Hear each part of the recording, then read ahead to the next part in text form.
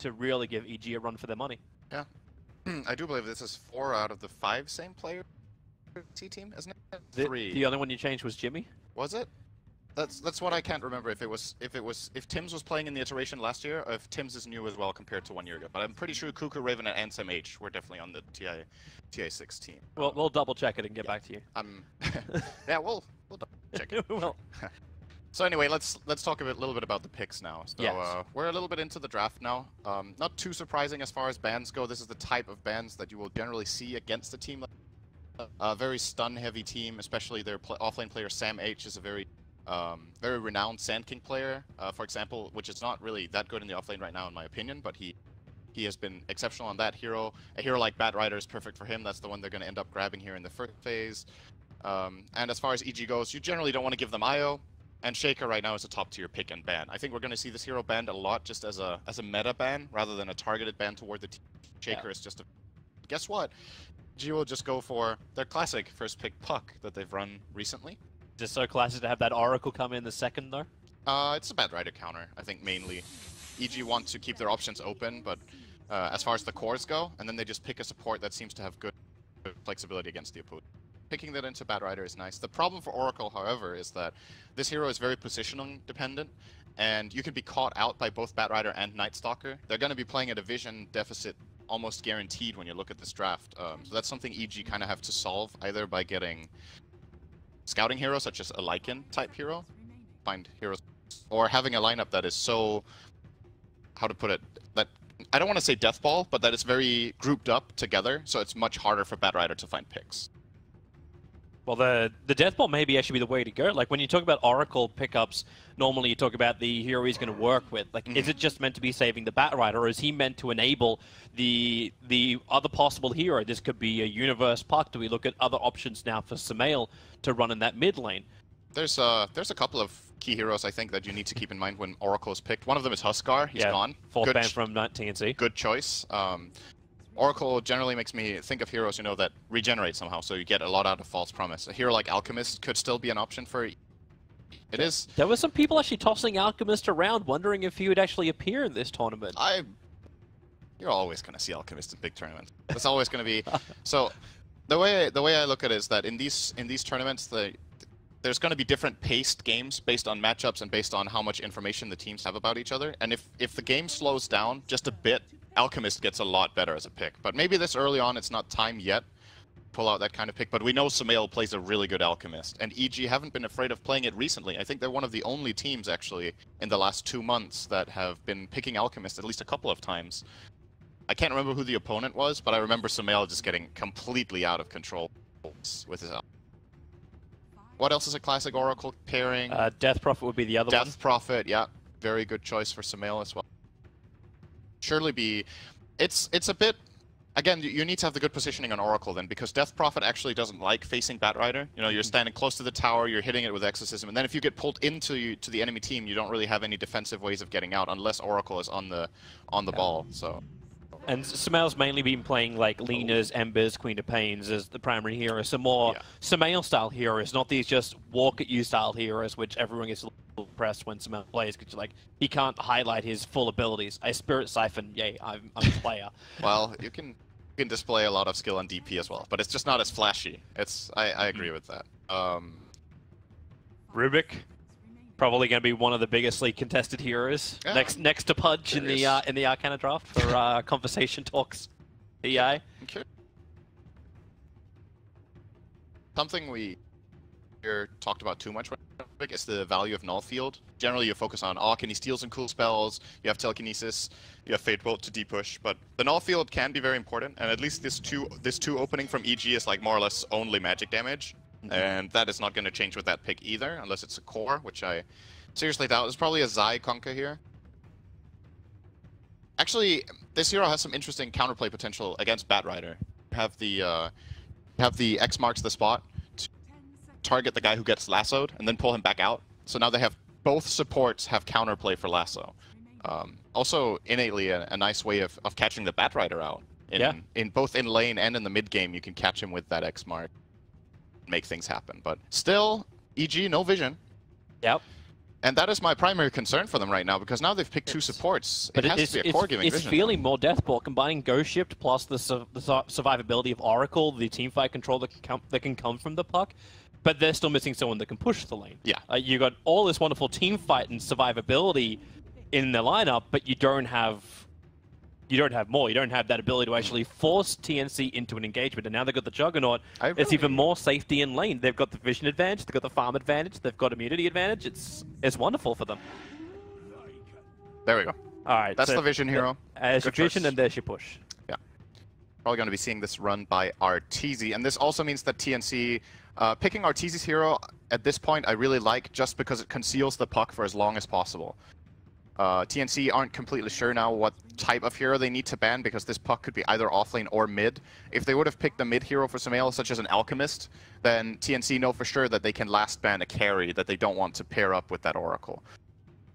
There's plenty of options here. The way I see it for EG is not at least. They're going to go ahead and ban the Beastmaster, so a vision hero being taken out here that Universe could have run. Would have also been very nice for their pushing aspect with the Inner Beast aura, and of course Primal Roar is a nice way of dealing with the type of hero that Juggernaut is. A BKB piercing or Magic Immunity piercing stun is very powerful against Jugger. Would have been a lot safer as well than running something like the Universe Enigma offlane, which are giving you your push and your teamfight control, but fares poorly against the Rube. Just because he can turn it around on him.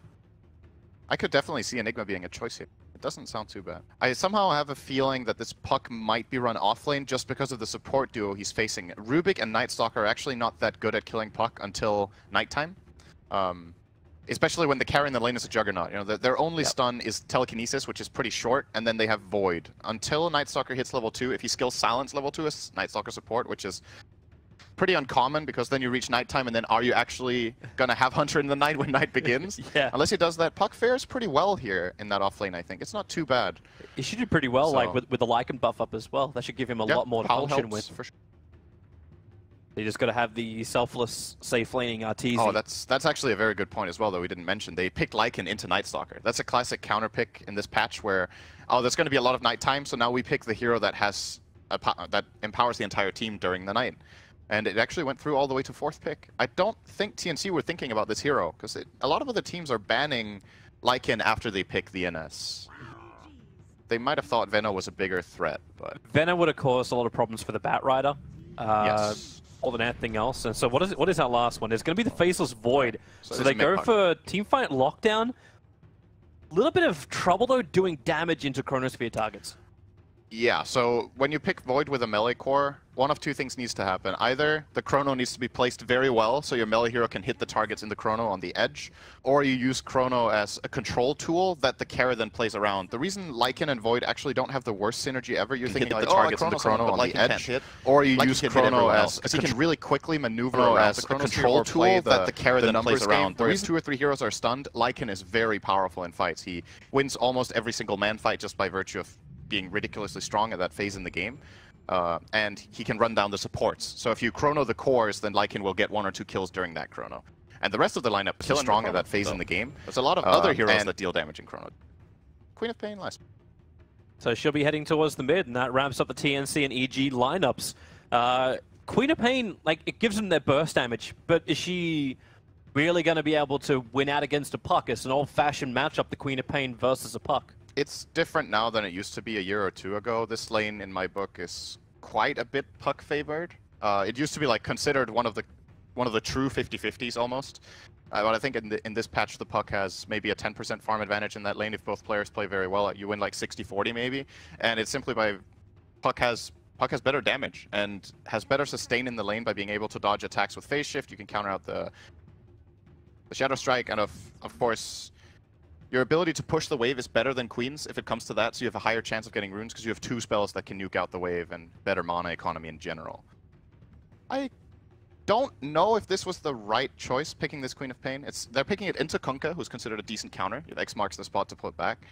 She can get messed with quite a lot by time dilation.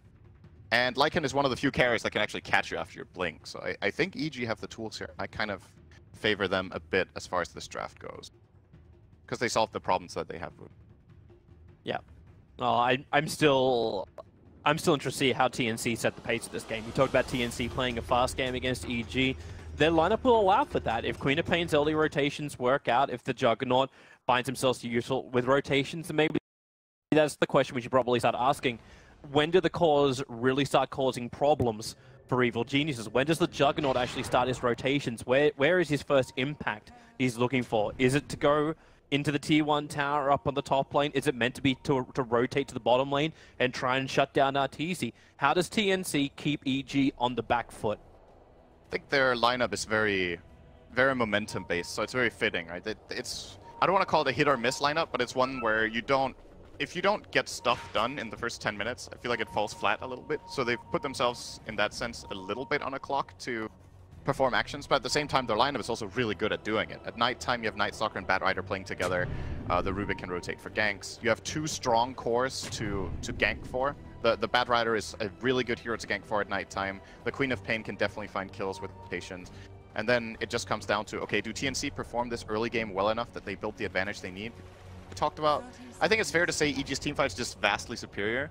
And their late game, I also like better, just because this is not the best Juggernaut late game, I think. Doesn't fare that great against Lycan, and especially not against Void. Hard lockdown is generally a very good way to go against Jugger, which might have been why TnC banned the Beast Masters. This also feels like one of those games too when like the Juggernaut is for once alone without the Magnus buff up, without that big burst flash farm that can come from him. Like when you look at the drafting and like just the item progression for him now, do you still want to try and go for that carry Juggernaut? And what is the progression? Do you go for the farming items? Do I dare mention the Battle Fury Juggernaut and piss off everybody in the world?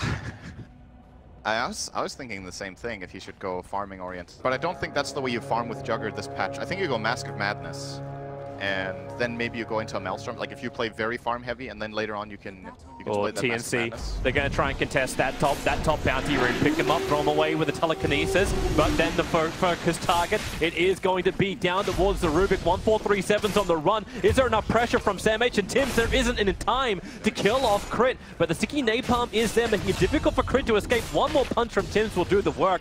But Sam H is taking significant amount of damage. First blood goes the way of EG.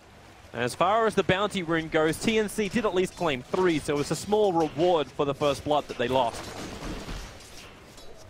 That first blood gold went to Crit, and then he died immediately after. So he actually didn't gain that much because he lost some of it. Yeah, that's a pretty even trade overall. Very curious to see how this mid lane plays out. I think this, Sumail is already starting to very good control. Help from Tims will be coming in. Sumail has successfully already created a double wave. This is a concept that we're going to be seeing a lot of this tournament. Since the mid lane was changed, so there's an extra creep, you can just dominate your opponent by pushing really hard and then having so many creeps under the tower that you can freely go and hit the opposing hero and limit his ability to get CS. Sumail right here with this double wave. You see they have to yield immediately. There's just way too many creeps coming in, and realistically Cuckoo is going to lose a lot of creeps here. Sumail plays it right. He did not on that one, or that one. But that one. Underneath the tower does make it hard. Made it a little bit harder for Cuckoo as well when he's fighting inside the trees, but Tims, this is the reason why he's here. This is the reason why Night Stalker is a fantastic pickup. But a blink forward! Sumail may be in trouble. Cuckoo's going deep, but a little bit too deep. Underneath the tower, he'll burn the salve, but so does Sumail. That's a good howl by Arteezy as well as a insurance policy there, but nice aggression coming out from Cuckoo there, seeing an opportunity to pounce on it. I think this is how you want to try to play against Sumail. If you get the chance in mid, you want to try to pressure him, because else it goes the other way. Sumail is not that kind of passive mid player that'll just sit by and trade farm unless he has to with his hero matchup. So if this amount of pressure they're putting on the puck is very good for TnC here in the mids. Sumail has to play a bit passive now. He will get a second salve coming in, but they're successfully giving Cuckoo a good lane now, this rotation. The question is what it costs, because obviously that means the Night Stalker can't help top or bottom. Well, Universe is having a really good time against this Juggernaut. Yeah, he's able to find a lot of levels. They were trying to do something about it, like the telekinesis grabbed into spin. That was after he time walks. The Universe did take considerable amounts of damage from that. Mid lane. Yeah, Cuckoo, X-Marks, Torrented, support's coming in. Tims is on his way. So is the Courier, and they turn around and just punch into Zai. Cuckoo has to retreat back out again. He'll burn yet a second salve now for that mid. This will be... I think this is a good opening game to just see how the mid lane is going to be played this tournament. This lane is the biggest lane of Dota simply because of the extra creep now. There's going to be a lot of emphasis on... Oh, Crit. Get out of here, Crit. Top lane, he's being fireflied up. Sticky napalm to 4 stacks. All that Firefly needs to do is get on top of him. Oh, the more, Centaur! But the Centaur Storm, it keeps Arteezy and Zai controlled. Crit will die, and Sam H will get a solo kill, trying to contest the dire pull on top lane. Man, if he would have killed another hero in that Firefly burn, Zai dropped pretty low as well. Samael is on the wrong side of the tracks. One range creep's able to find him. Tims will be there. Quick blink forward. Cuckoo's going to find the kill. Samael finding himself stranded behind the tier 1 tower and getting punished on his way out. This early game is looking very good for TnC, not just because of the kills, but also the amount of farm that the Juggernaut is getting is very nice. They've managed to create a pretty 50-50-ish situation in that mid lane. Very important, as we... The only hero who's suffering a bit as far as CS goes is Sam H, but he just found that kill, so he's also looking okay. And I think TnC's game plan now has been executed well enough that the first night time, now the Night Stalker's level 3, is going to be really dangerous. EG needs to be careful not to hemorrhage too many kills right now, as...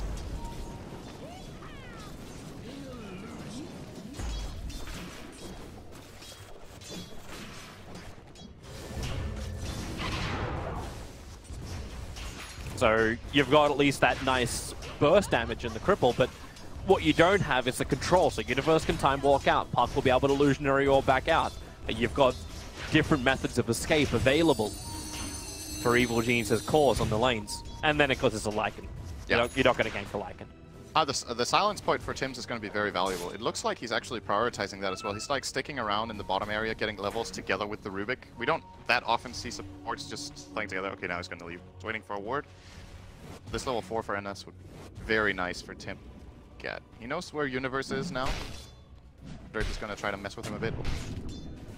Yep, okay. So he can ward, he can leech. But there's no gank, and EG, you asked them not to hemorrhage at this point. They're hiding on the map from TnC. There are no options on the field for a gank to come in from Tims.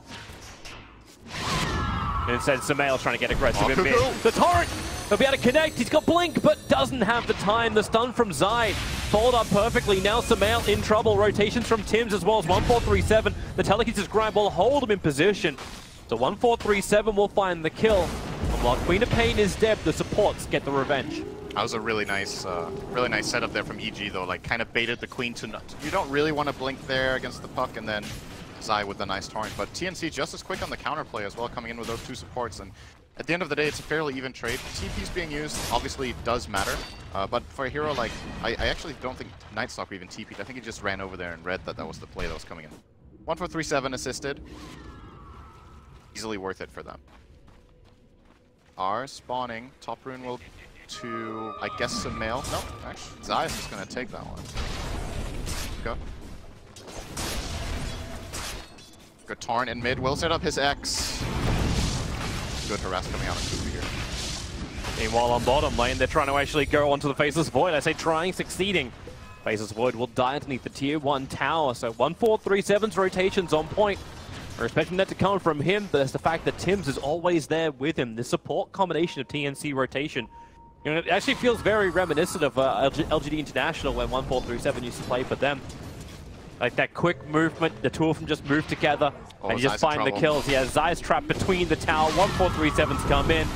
And the Observer Ward sees all. The Torrent will be able to connect on 3, but Zai can't get out of here. Cuckoo, Sonic Wave commits. Samael jumps over the top. They'll have to trigger off the Shrine. Samael cannot battle against that level of regeneration. He does get the silence off, but Void is still there. Samael will get punished, trying to find the kill on the Queen of Pain. Even Raven TP'd in to help out in that one. And TnC now 7-2 on the board, 7 minutes in. Very minor gold lead, though. This isn't that bad for EG's lineup, as we talked about earlier. Oh, Universe is dead as well. I mean, it's starting to hurt a bit, yeah. But I think it's expectable that EG's lineup will fall a little bit behind on kills early on. It's about, do the right heroes get the gold? Are they getting their key items? I think the most worrying thing for EG is that Samael's game is going the way it is. He has 3 deaths, barely out farming the Queen of Pain here in terms of CS. Okay, actually like 10 ahead now. On net worth, they're fairly even when Puck definitely wants to be ahead. They're on the hunt. Oh. They're coming in for Cuckoo. With the smoke gank maneuver, Zai can't get in range. They just came off the back of killing the Bat Rider on the top lane, so at least they're slowing down his initiation, that Blink Dagger. But SamH is desperately trying to reach. Find crit now. Who finds who, though? I think SamH is in a lot of trouble. He's going to die here, more than likely. Yeah, you've already got that little hit coming in from the Fortune Zen. Torrent to follow up. Can't TP out this one anymore. And even with the Firefly, he's burning Zai down a fair chunk, but it doesn't matter when Arteezy can move over and Zai does find the kill on that Bat Rider once more. This is very interesting. We've not really been looking too much at Lycan so far, but Arteezy is going for Necronomicon, and this build on Lycan has completely fallen out of favor as of late. We've mainly seen Lycans go for more of a combat-heavy build with just damage rather than this split-pushing approach or the mana burn, obviously, that Necronomicon gives. Most Lycans would be going for a build along the lines of Mask of Madness and Armlet, and then into a BKB. But wonder what makes him favor the Necro book here, if it's if there's a specific reason he wants that mana burn, or that it is just the game plan. All right, guys, we're going to try to split a bit more here. This is not what I was expecting. If they feel like in this game. If they feel like they need to have more power in the team fight, Sandra will provide that. You get a little bit more push out of your lineup, and I suppose you get 2 more minions to give you your vision. Mid lane, Samael. Yeah, real issues. Cuckoo going down underneath the tier 1 tower. 1437 and SamH are nearby, and Samael now, he's got an orb available, Vitality's pick up. They're trying to stack him up as high as possible before they battle this, but Samael trying to go against everybody. Starts his TP, SamH was moving away. Samael will survive! Understanding no more stuns, no more control, and no more ways to kill him in time. You really need to be on your A game when you're playing against Lycan when it comes to these moments. It's very deceptive sometimes what you think you can get away with and what you actually can. And I would say in general, the team that has the Lycan will have that little bit of extra advantage. Even if both teams are thinking about it, they obviously choose when to use that Howl. And it definitely gave Samael a little bit of an edge in that fight. Nobody died after the Queen, but you could tell TnC were like hesitating, can we kill him, can we not? And then the Howl comes in, and then he gets to play it safe after, got out. And Cuckoo's just wishing he could pop Samael at the moment. The fact that he was able to just get the Shadow Strike off, the Scream as well. Samael doesn't have his Shrine available for another 190 seconds. An eternity for Rapak, who has to now burn all of his bottle charges. Meanwhile, everyone else gets to back their farm. This is going to be an attempt mid, I think. He's going to pop Darkness into silence. Perfect Scream, Sonic Wave, and Samael gets obliterated. Zai tried to help out. His Torrent was in a good position. He just wasn't ready for an Invis Tims. I think they might have not got the Howl off in time either. He died really fast. Tims didn't even cast the Darkness before silencing. He just put the silence and the nuke on him instantly, and then they blew him up with the Sonic. So, nice kill. TnC. And TnC instantly turned this into something favorable. In fact, it may be even more favorable. Conquer the Firefly up. There's your lasso. They're thinking about clipping him, but they'll put him on the ground so Juggernaut can find out the Chronosphere from Universe. It'll catch his teammate, but he's trying to buy time. Omnislash Chevelle from Juggernaut starts his spin and instantly goes into the TP. They want to bail out this one. Tims fly up. He doesn't actually have ability to TP out this one, and you'll have to jump up to battle him. It's Universe versus Tims. Who is king of the hill? Right now, Universe, he's skipped more time or else he won't get it. Tims is the king of the hill, surviving. EG, they wanted something in return, but they'll lose their offlaner as well. All they wanted to do was stop the tier 1 tower from dying. Well, they did that. Alright, suppose Samael can now kill him. There's consolation prize. Samael's able to get enough money to have his veil. Damn, that is such a high value. 600 gold for it. 11 minutes in for Samael. Very good for him, but of course, yes, EG defended the tower, but they're going to lose a full tier 1 top because Arteezy rotated down and can't protect the lane. And this bottom tower is not long for life anyway, I think, for TnC. Their natural nighttime is kicking in 3 seconds. They know there's no Chronosphere for a full minute, and I think they're going to keep on the aggression. The question is if they're going to go bottom or focus more on the top area and try to get the tier 2. So far, so good. Taken 2 tier 1 towers, the mid tower especially at this point. Quite surprising. Samael doesn't generally lose his tower this fast. Has been put on a lot of pressure. This is TnC's fast gameplay you're talking about. Raven, TP out of the bottom lane, getting attacked. I instantly want to push in the top tower. Every tier 1 tower has taken damage, and EG playing reactionary, defensive chronos. Like, we can get Samael a kill, but only after they've lost 2 heroes and Nice Dog clipped himself. Like, it seems like very, very hard work for EG, even though they do have the 2nd and 3rd highest net worth heroes on the map, the Juggernaut is still getting further and further ahead of this Lycan, and we're not feeling the influence yet of Arteezy, but also isn't that something we're expecting? Like when you go for a Necro build, you're not going to say, hey, I'm going to really get in the mix of the fight straight away. They're going to find an opening. It's Universe, actually going to be false promised, and Sam H having to run away. Time delay is making it difficult, so there's the Torrent and the Orb and the Rift, everything they've got, ship included. Throwing down towards the Batrider, and Arteezy gets himself involved. Necropooks, as well as Wolves, diving into the tower, looking for 1437, moving back to his tier 2 tower. The Dream Call catching out Tims. Night Stalker once more can die. Not worth as much money this time for the Sumail double kill. But while this is going on, Raven is taking the tier 2 tower up on top lane. EG are forced to fortify. And TnC are not going to lose anything apart from their Batrider and their Night Stalker here. For a full 5-man rotation from Evil Geniuses. Yeah, this play from EG is worth it if they also get the tower, but they simply don't have the resources anymore. And like you said, they lose the tower. So in my book, this is still good for TnC, what just happened. Overall, losing a couple of heroes is obviously not ideal, but when you're trading 2 heroes to defend and get a tower at the same time, I like that trade. Good for them. You're right about the Lycan. Like it's hard for him to get very involved with this Necronomicon build, and at the same time, he doesn't farm as fast as if he had another build. I was wondering if we were going to see him max the Wolves early just because of this vision, but he actually doesn't have them maxed until now. He went for a 2-2-4 build and just now took the 2. And I think EG are identifying that the problem is they don't have as much information as they would like. And they picked Lycan in part for that information, but now it's finally going to start. Polar Ravage! Here comes TnC once more. The Dire will scan up, and, well, at least one does ping as the Juggernaut going into the Dire scan. Very good read. Those TnCs a little bit further to the north who scanned up. Right on top of the farming position, but they were 5 seconds too late. But now you can see the pressure applying from TnC. They've taken all the towers on the top lane outside of the base of EG. They turn their attention to the bot lane. Observer Ward is down. The vision game is just perfect for TnC. You're flagging it during the drafting phase that EG were going to have troubles with this. Yep. Looks like this tower will fall and be denied at least this time by EG. So still a very close game right now. No major advantage apart from towers. If you look at the gold advantage that TnC have, if they lose the amount of towers that they've claimed, they're actually behind on gold. So there's like unclaimed gold on the map for EG to get back, but they need to set up that team fight that allows them to get this bottom tower, and it seems pretty difficult for them right now. Always scary to go into this kind of Night Stalker lineup at this time. Especially now the Batrider has a Blink Dagger. Yep. With his Blink up, now. I don't think they actually know about it. I'm not certain if he came in range of either of the Dire Observer Wards. But you can see them trying to prepare. In fact, yep, there you go. The smoke out of range of both of the Dire Obs, and they're coming for a gang. But what do they see? Right now, crits on a warding mission. See Sumail. Yeah, they saw Sumail in mid. They may even get lucky and get the right timing to pick off the courier. Here comes Sam H.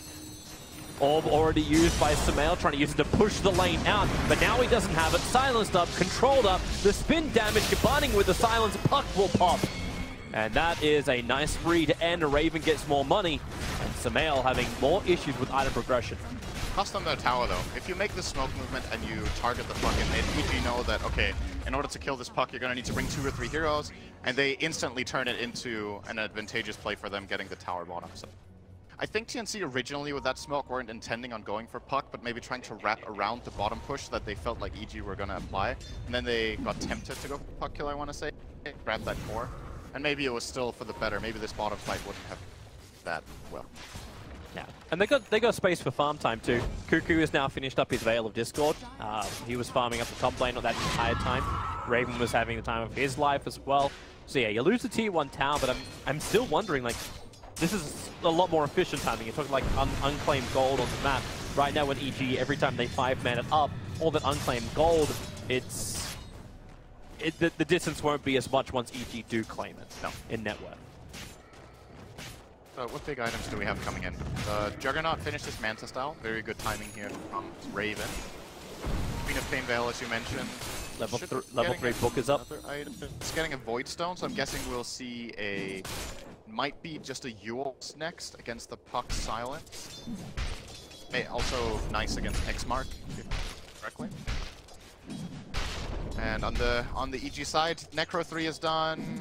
puck with Blink Veil. Yeah, that's pretty much it. So no really big new items, I would say, apart from that Manta style for Jugger, which makes a huge difference in this game because you can get out of puck silence now and guarantee a spin, more or less. Right, so they want to go. Let's go Roche. There is no Observer Ward around here. Apart from the Dire side, they have one sitting in front of the pit, but TnC actually have no vision around Roshan. They moved most of their wards. In fact, they've just got that one defensive ward inside their own jungle, but their aggressive vision has actually disappeared. They lost their Observe ward on bottom lane, it timed out. So right now TnC, for all the vision game we were praising them for, there's a small hole. They've only just put the obs down, but it's too late. EG is already in the pit, taking Roshan, and unless Tim takes to the skies at the moment, they won't realize it in time. In fact, it's like the Aegis. You know for sure that I still have Aegis, so there's no way she has buyback. Unless you've timed it perfectly, then you obviously know exactly what's going on. Chrono Universe, he got him! The torrent from Zai, they knew exactly where Raven was. Just trying to relieve a little bit of the pressure by pushing out mid, and then the spin TP.